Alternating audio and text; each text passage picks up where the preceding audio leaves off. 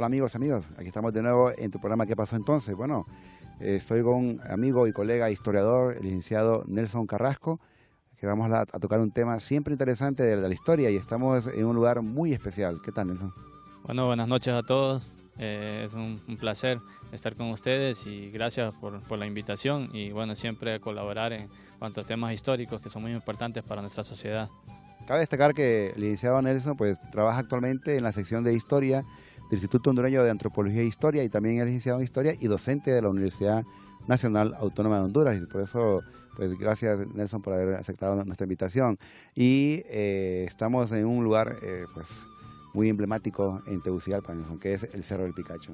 Sí, claro, el Cerro del Picacho siempre es un emblema total para la población porque recordemos que siempre a través de la historia se ha buscado a las alturas siempre y bueno, en la época prehispánica siempre buscaba este tipo para hacer todos estos actos en cuanto a ceremonias y todo lo demás y es muy representativo el Cerro del Picacho a través de la historia también. Recordemos en Tegucigalpa a veces hasta sirvió en las guerras civiles y de alojamiento, entonces y es la vista que tiene es muy impresionante porque en realidad se puede ver Tegucigalpa en su totalidad y bueno, y lo más cercano que tenemos que es su bello centro histórico, ¿verdad? Tegucigalpa y Comayagüela, ¿no? Sí. Que Tegucigalpa, que era la ciudad de criollos, y Comayagüela la ciudad de indios, ¿no? Que se le conoce, ¿no? Y claro, y que al final uno lo identifica como Tegucigalpa, la mayoría, ¿verdad? Más que todo cuando del área rural dicen, bueno, voy para Tegucigalpa, pero no va a decir específicamente voy para Comayagüela. Sí, y siempre esa belleza que tiene el Distrito Central de tener esa historia en común, la historia pues de los indios de Comayagüela a la par de la historia de la gente de Tegucigalpa, de los criollos y mucho cuando inició de los españoles y que esta rivalidad es a través de la historia, bueno, hasta el fútbol se ha llevado, entonces de que cuando catalogan a Motagua como el equipo del barrio de Comayagüela y Olimpia como el equipo de Tegucigalpa y que formaron un todo y bueno, separadas en la época de Caría, ¿verdad? Finalmente una sola ciudad, ¿no? Y aquí desde este Cerro del Picacho tenemos una visión general privilegiada de lo que es esta gran ciudad de Tegucigalpa, ¿no? Pues es de todo sabido, Nelson, que Marco Aurelio Soto traslada la capital de Comayagua, la traslada a lo que es Tegucigalpa en el año de 1880. O sea que Tegucigalpa, podemos decir que en términos históricos, es una ciudad capital nueva en relación a París, a Londres, Madrid, o sea que realmente no tenemos mucho tiempo de ser el capital. Sí, poco más de 100 años, la verdad, y bueno, es importante esto que acaba de mencionar, de cómo se traslada la capital, el centro administrativo de Honduras a Tegucigalpa, porque en realidad Tegucigalpa nunca cumplió con los requerimientos, ni ha cumplido para ser una capital, ¿verdad? Más que todo por su topografía muy accidentada y el crecimiento desordenado que ha tenido. Pero a través de la historia vemos que las decisiones no han sido las correctas para el pueblo, sino que por conveniencia personal, y este fue el caso de Marco Aurelio Soto.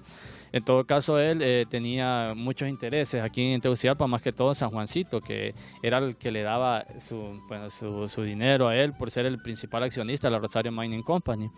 Y entonces decide trasladar prácticamente toda la capital a Tegucigalpa, porque así estos asuntos administrativos y políticos se le iban a hacer mucho más fáciles tenerlos con Tegucigalpa y estar cerca de su empresa, ¿verdad? De donde tenía sus acciones, como es la Rosario Mining Company, que era la empresa del siglo XIX, finales del siglo XIX, que en realidad mantenía a Honduras. Fue la primera introducción del capitalismo a Honduras también y daba gran cantidad de trabajo a los obreros y bueno, toda la riqueza que se exportaba hacia Estados Unidos. Fue un peso muy grande para trasladarla, la verdad, no así como lo pronuncian en muchos lugares que dicen porque no le aceptaban la esposa en Comayagua. En realidad no, en realidad fue por puros motivos económicos para tener más controladas sus acciones. Un proyecto económico y como dicen, es suerte para Comayagua y desgracia para Tegucigalpa, ¿verdad? Porque Comayagua se libró de toda esta aglomeración, ¿verdad? De personas y este urbanismo también muy desordenado. Claro que ya en la actualidad casi somos 2 millones de habitantes en una zona tan pequeña. Pero bueno, cada capital en América, en Centroamérica, pues tiene lo que se conoce, licenciado como el centro histórico.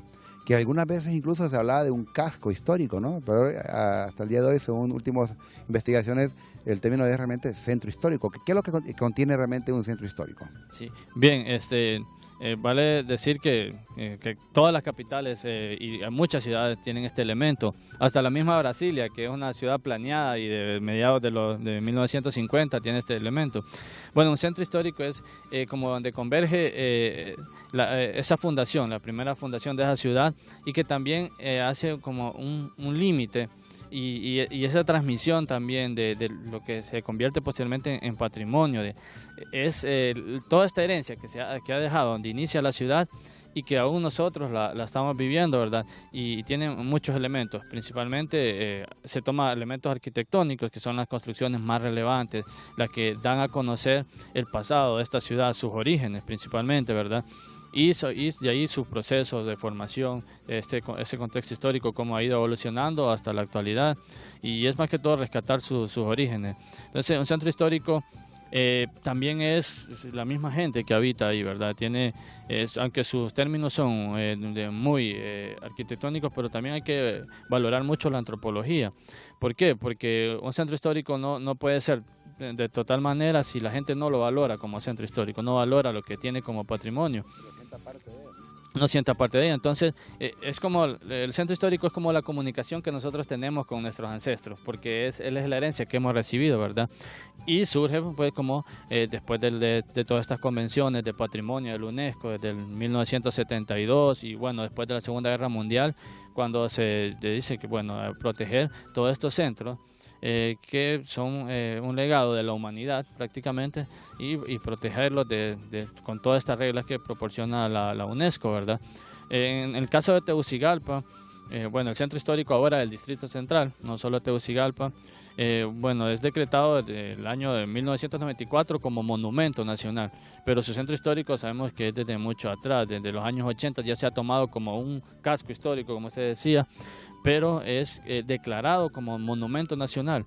¿Qué es monumento nacional? Bien, es esa categoría que le da la ley del patrimonio cultural a un cierto lugar, un espacio geográfico, para que sea protegido en base a leyes.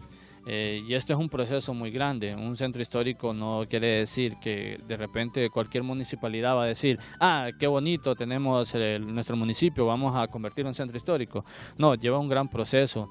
Primeramente se tiene que hacer una investigación histórica, porque el valor histórico que se determine en esa investigación es la que le va a dar paso a otros procesos que después vienen como el registro de cada bien, el inventario también de estos bienes. Y en todo caso, sí, el Distrito Central es como el centro histórico más grande, ¿verdad? En cuanto a periferia y todo lo demás, por ser la capital. Entonces, y toma al mismo tiempo dos ciudades, que es Tegucigalpa y Comayagüela. No podemos hablar del centro histórico de Tegucigalpa porque es el centro histórico del Distrito Central como un todo. Se toma también todos estos edificios con mucha importancia en Comayagüela de carácter patrimonial y todos los de Tegucigalpa, que ya sabemos de su primera fundación, y así muchos centros históricos en todo Honduras, como unos muy pequeños pero muy bonitos e importantes, como el de Cedro, Santa Lucía, tenemos Yuscarán, San Antonio de Oriente, que uno puede decir, bueno, ¿y por qué declarar un centro histórico esta zona si lo único que tiene es la iglesia y estas casitas y la plaza? Pues que en realidad no es la magnificencia de la construcción, sino que el valor histórico que tiene para la nación. Entonces, de pequeña, no importa, es el tiempo que se utilizó, el significado histórico que representa para la comunidad, ¿no? Sí, es el valor que le da a la comunidad, o sea, que tuvo que ver esa construcción en la formación histórica de esa comunidad, en su contexto, en todas estas épocas, cómo llegó hasta la actualidad. Puede ser una pequeña casa, por ejemplo, en Cedro, la casa donde nació Álvaro Contreras, digamos. Llega y dice, ¿y esta casa qué importancia tiene? Bueno, tiene mucha importancia para la gente de Cedro y para Honduras porque, bueno, ahí nació un gran orador. Y así como puede encontrar en otro centro histórico una gran casa, pero que tal vez solo era de carácter muy privado y que no tuvo mucho que ver en la evolución histórica de la ciudad y también de la vida de sus habitantes. Por ejemplo, hay un lugar que inició la ciudad de Los Ángeles, California, es justamente cerca de Beverly Hills, pero lo interesante es que lo que hay es una casa, y una casa que uno lo puede encontrar en el sur, la puede encontrar allá por Olancho, la puede encontrar en cualquier lugar pues, de las zonas rurales de Honduras, y está en el centro de la ciudad de Los Ángeles, y la ciudad de Los Ángeles comenzó a desarrollarse a partir de esa casa. Nosotros lo miramos normal, pero para ellos es importante lo que usted decía, ¿no? Realmente que puede ser un edificio pequeño, pero es los hechos históricos que ahí se llevaron a cabo. Claro, y por ejemplo, ya que estamos hablando del centro histórico de Tegucigalpa, ¿verdad? Y del Distrito Central en general, ponemos un ejemplo, la iglesia de San Francisco, digamos. Entonces, la mayoría pensamos que la iglesia más antigua es la catedral, porque es la que más se menciona y todo lo demás. Pero, ¿qué sería del centro histórico, del Distrito Central, sin la iglesia de San Francisco? Porque recordemos que es la primera iglesia que se construye, la más antigua, que es la más antigua de Tegucigalpa. Entonces, nosotros no podemos comprender el trazado urbano de Tegucigalpa sin esta parte de Tegucigalpa, donde inició con la iglesia de San Francisco, el parque, bueno, San Francisco era la que anteriormente la plaza de San Francisco, y luego posterior la de José de Silva, el Parque Valle, ¿verdad? Entonces no se puede comprender la historia de Tegucigalpa sin esta zona que actualmente uno piensa que el centro es la plaza de Francisco Morazán y la catedral, ese es el punto central, pero en realidad la ciudad inició en esta parte debido pues, a la cercanía con las primeras minas descubiertas en Santa Lucía, ¿verdad? Vamos a comentar esta parte que está bien interesante, licenciado, en nuestra segunda parte, y también queremos recordar que nos escribas a nuestro correo ¿qué pasó entonces? _stve@telebasica.com para tus sugerencias y comentarios, porque nos interesan, y estamos hablando de un tema muy importante que es el Centro Histórico de Tegucigalpa con nuestro amigo y colega el licenciado Nelson Carrasco. Ya regresamos, no nos cambies.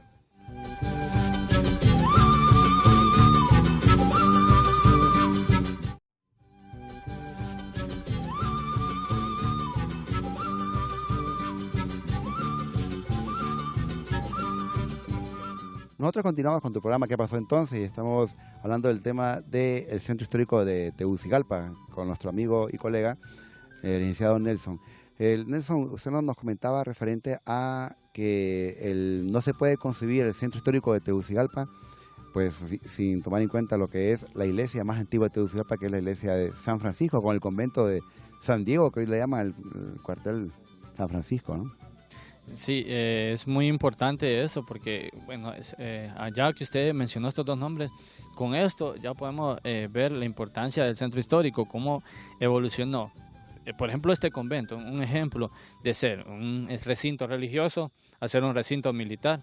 Entonces, esa es la importancia, digamos, para comprender estos sitios, porque son patrimonio. Entonces, primeramente uno que se funda como un lugar franciscano, recordemos la teoría que ellos tenían de pobreza, obediencia, muy limpio, nada que ver con el esplendor de la catedral, aquel barroco muy marcado. Y después que pase a ser militar, de religioso a militar, es un gran cambio. Y esto cómo lo podemos saber nosotros, bueno, a través de la historia, pero es este centro histórico lo que nos proporciona esta fuente, ¿verdad? A través de visualizar estos cambios.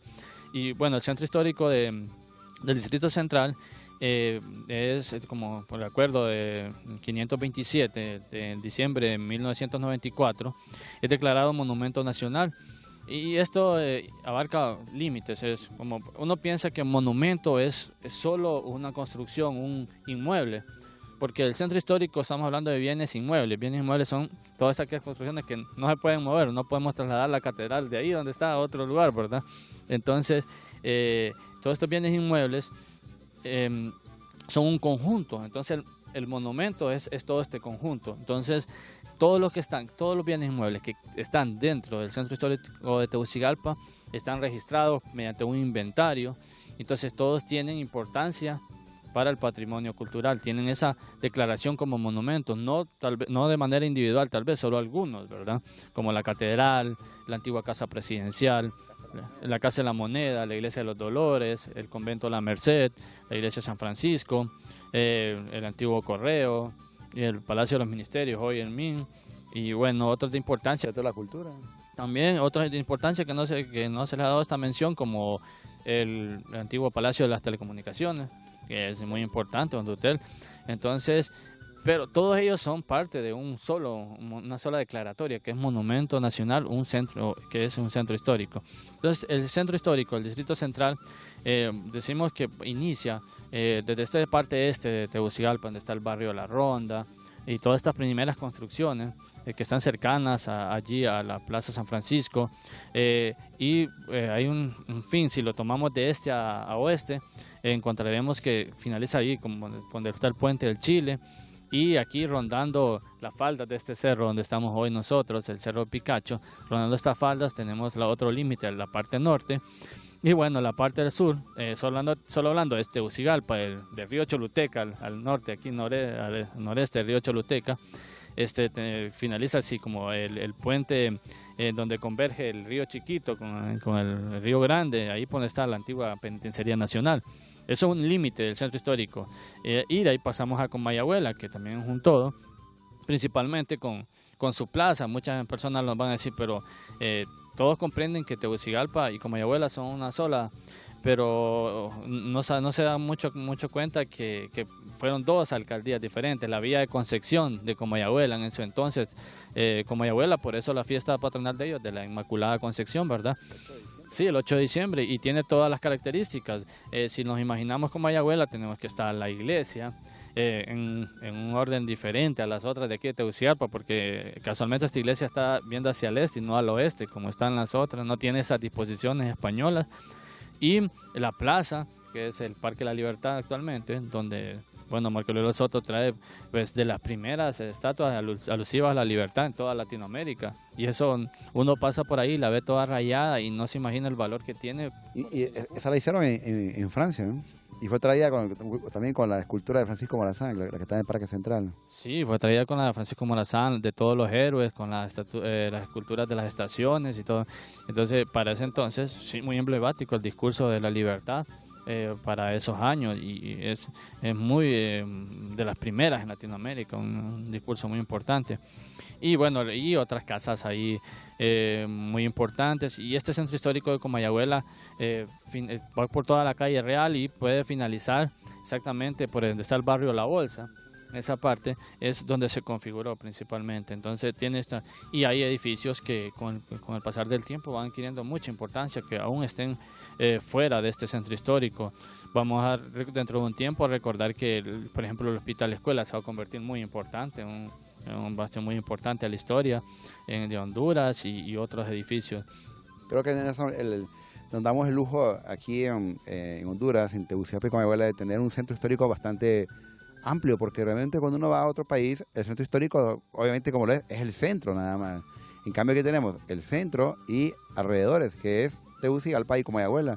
Entonces realmente este país, o esta capital, tiene como ese privilegio, ¿no?, de poder estudiarlo, de poder verlo bajo esa óptica de la importancia histórica. Entonces podemos decir, Nelson, que las esculturas, los monumentos, los bustos, eso se le considera también patrimonio, ¿no?, inmueble, ¿no?, porque se mantiene en un solo sitio.